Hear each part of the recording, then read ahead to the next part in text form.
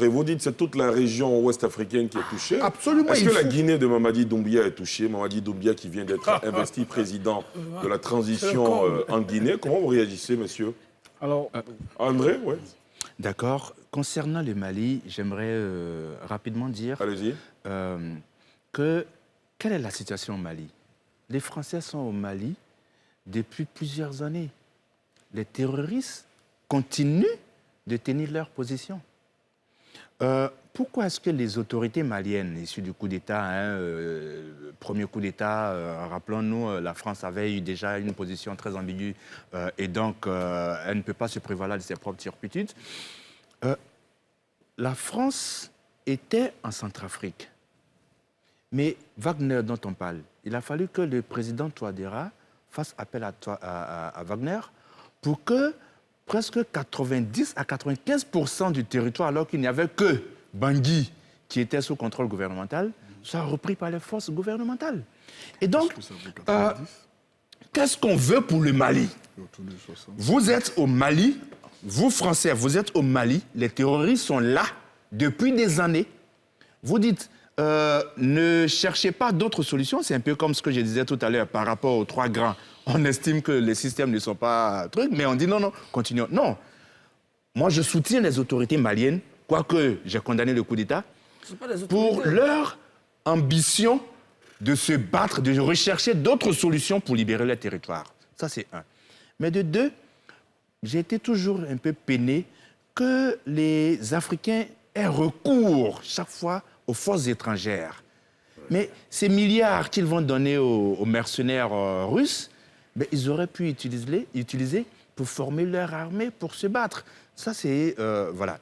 En ce qui concerne la Guinée, ma position sur le président de la transition qui aime bien les lunettes de soleil en salle aérée n'a pas changé. Bientôt un mois, il n'y a pas de gouvernement. Bientôt un mois. Je ne sais pas comment la Guinée se gère aujourd'hui. J'ai l'impression que ils donnent l'impression que c'est de l'amusement. Gérer un pays, ce n'est pas du jeu. Ce n'est pas porter des lunettes de soleil. C'est plus sérieux que cela. Malheureusement, honnêtement, j'ai de la peine pour la Guinée. La Guinée ne mérite pas ça. Bien sûr, Alpha Condé, je ne vais pas pleurer pour lui, mais la Guinée mérite mieux que ce que Mamadi Doumbouya est en train de montrer aujourd'hui. J'espère, comme il a annoncé un gouvernement rapidement, j'espère qu'il y aura un Premier ministre assez fort, des ministres assez forts, parce que là, je ne sais même pas combien de taux de croissance ils feront cette année. Eddy? Alors, ce qu'il faut voir, c'est qu'au niveau de la Guinée, je pense qu'il y a une résurgence des coups d'État qui sont faits par le biais de forces d'élite. On en avait discuté la dernière fois. Le Mali, avec Assimi Goïta, ce n'est pas des forces classiques. Hein. Ce sont des forces d'élite, des forces suréquipées, forces spéciales, comme on dit. Au Tchad, c'était la garde présidentielle. Hein, on en a discuté ici la dernière fois. Et encore en Guinée, où j'ai parlé tantôt de révolution du palais, parce que c'était un homme de confiance du président. Et à aucun moment, le président qui les avait surarmés, surentraînés, n'avait pensé un seul moment qu'il pouvait se retourner contre lui. Ceci étant, la société civile guinéenne avait averti la CEDEAO du fait que la troisième, ou du moins le troisième mandat du président Alpha Condé allait entraîner des troubles.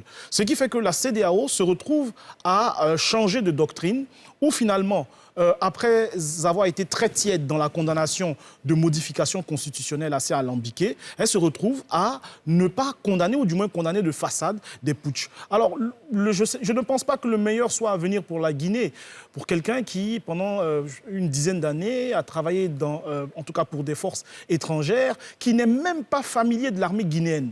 Voilà, c'est un intrus caporal dans la légion étrangère. Alors, son plus grand fait d'armes, en fait, c'est une sorte de formation qu'il aurait fait en Israël au niveau de la garde rapprochée. Et il se retrouve parachuté comme capitaine et il gravit les échelons de l'armée guinéenne, commandant, lieutenant-colonel, etc. Donc, il ne connaît pas, ce n'est pas un connaisseur de l'armée guinéenne. Vous avez vu que, pour ceux qui ont bien suivi les étapes du coup d'État, au départ, des forces guinéennes voulaient réagir contre ce putsch. Et finalement, séquestrant, ayant kidnappé le président, ils se sont finalement inclinés devant la force de la puissance de feu du lieutenant-colonel Doumbouya. Ceci étant, en tout cas pour ma part, le pire est à venir, que ce soit au niveau politique ou militaire pour la Guinée. On vous a bien compris.